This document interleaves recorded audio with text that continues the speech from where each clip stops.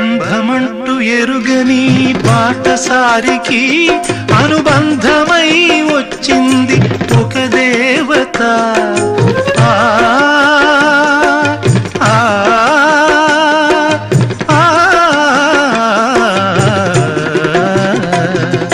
బంధమంటూ ఎరుగని బాటసారికి అనుబంధమై వచ్చింది ఒక దేవత. ఇంత చోటులోనే అంత మనసు ఉంచి, ఇంత చోటులోనే అంత మనసు ఉంచి నా సొంతమే అయ్యింది ప్రియురాలిగా.